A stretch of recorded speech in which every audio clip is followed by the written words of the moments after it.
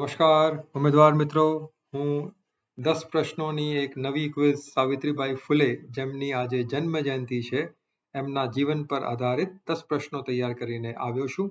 આપ આ વિડીયોને અંત સુધી જોજો, 10 પ્રશ્નોનો લાભ લેજો. આપને સ્પર્ધાત્મક પરીક્ષામાં જરૂરથી લાભ થશે. આ સિવાય મેં એક બ્લોગ પણ ચાલુ કર્યો છે, જેના પર સ્પર્ધાત્મક પરીક્ષા અંગેનું મટીરિયલ હું પોસ્ટ કરતો હોઉં છું. તે પણ આપ ચેક કરજો. બ્લોગની માહિતી વિડીયોના ડિસ્ક્રિપ્શનમાં મેં આપેલી છે. પહેલો પ્રશ્ન: સાવિત્રી ફૂલેને ભારતમાં ખાલી જગ્યા મહિલા શિક્ષક તરીકે ગણવામાં આવે છે. ઓપ્શન એ પ્રથમ, ઓપ્શન બી બીજા, ઓપ્શન સી ત્રીજા, ઓપ્શન ડી ચોથા. પહેલા પ્રશ્નનો સાચો જવાબ છે ઓપ્શન એ પ્રથમ. પ્રશ્ન: સાવિત્રી ફૂલેએ 1848માં ભીડેવાડેમાં પુણેની ખાલી જગ્યા કન્યા શાળા શરૂ કરી હતી. ઓપ્શન એ પ્રથમ, ઓપ્શન બી બીજા, ઓપ્શન સી ત્રીજા, ઓપ્શન ડી ચોથા. પ્રશ્નનો સાચો જવાબ છે ઓપ્શન એ પ્રથમ.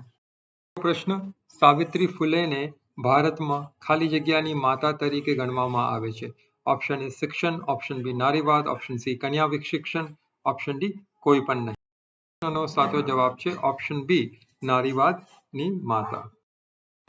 ફૂલેનો જન્મ મહારાષ્ટ્રના સતારા જિલ્લામાં નાયગાંવ ગામમાં ખાલી જગ્યામાં માતા પિતા લક્ષ્મી અને ખંડોજી નેવેશે પાટીલને ત્યાં થયો હતો. Option A 1838, option B 1831, option C 1845, option D 1850. પ્રશ્નનો સાચો જવાબ છે ઓપ્શન બી 1831. તેમના જન્મદિવસને ખાલી જગ્યામાં બાલિકા દિન તરીકે પણ મનાવવામાં આવે છે. Option A Madhya Pradesh, option B Rajasthan, option C Maharashtra, option D Uttar Pradesh. પ્રશ્નનો સાચો જવાબ છે option C Maharashtra.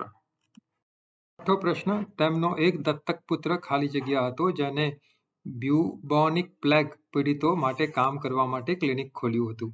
Option A Jaswant, option B Yashwant, option C Khushwant, option D Balwant. આ પ્રશ્નનો સાચો જવાબ છે ઓપ્શન બી યશવંત. પ્રશ્ન: સાવિત્રીબાઈ ફૂલેનું અવસાન પ્લેગને કારણે થયું. તેમણે 10 માર્ચ 1897ના રોજ ખાલી જગ્યામાં 66 વર્ષની વયે અંતિમ શ્વાસ લીધા હતા. Option A Pune, option B Mumbai, option C Nagpur, option D Kanpur.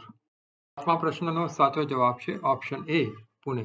આ તબક્કે આપ સૌને હું ફરીથી વિનંતી કરું કે વિડીયોને અંત સુધી જોજો, મારી ચેનલને સબસ્ક્રાઇબ કરો. આભાર.